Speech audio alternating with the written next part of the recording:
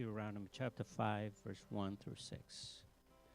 Moses summoned all Israel and said, Hear, Israel, the decrees and laws I declare in your hearing today. Learn them and be sure to follow them. The Lord our God made a covenant with us at Horeb. It was not with our ancestors that the Lord made this covenant, but with us, with all of us who are alive here today. The Lord spoke to you face to face out of the fire on the mountain.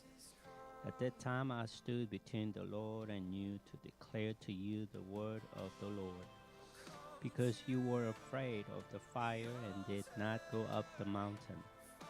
And he said, I am the Lord your God, who brought you out of Egypt, out of land of slavery. Amen.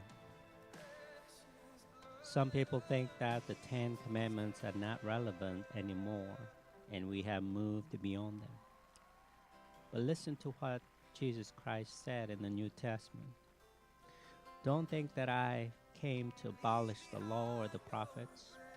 I did not come to abolish, but to fulfill. For truly I say to you, until heaven and earth pass away, not the smallest letter or stroke shall pass from the law, until all is accomplished. Whoever then annals one of the least of these commandments, and teaches others to do the same, shall be called least in the kingdom of heaven. But whoever keeps and teaches them, he shall be called great in the kingdom of heaven. Matthew 5:17 through 19. In other words, the 10 words are still binding and relevant today as they have ever been since they were given. That is because it is the same God who has brought them out of the land of slavery. The reminder that you see in the preface of the 10 words is to say that God is keeping a long promise to his people, and God is a covenant-keeping God. God had promised land to his people, and God granted them that land.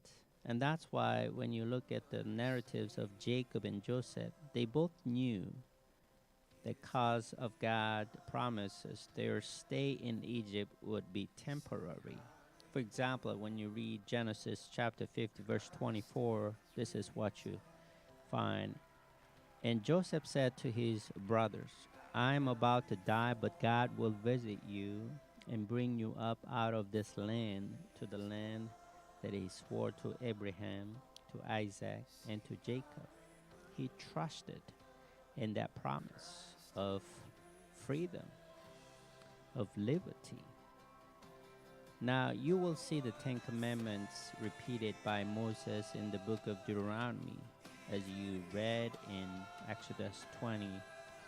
And most of the book of Deuteronomy is a repetition and explanation of the law that God had already given. Moses is repeating the law because the Israelites are about to cross the Jordan. Now we're talking about the new generation here, and settle where foreign gods are worshipped. Their understanding of their God and his law is essential and very relevant. In a similar way, the 10 words or 10 commandments are relevant today just as they ever been when they were first given to the covenant people of God. How are we to live as Christians? How are we to live as people of covenant God? And these 10 words that are given to us, we need to abide by them. We need to keep them the best way we can to honor the covenant-keeping God, the promise-keeping God who redeemed us out of the slavery of sin. And we have a new life in Jesus Christ, his Son, because of his promise. And that promise, once again, is found in the introduction of these 10 commandments. Look at Deuteronomy chapter 5 once again.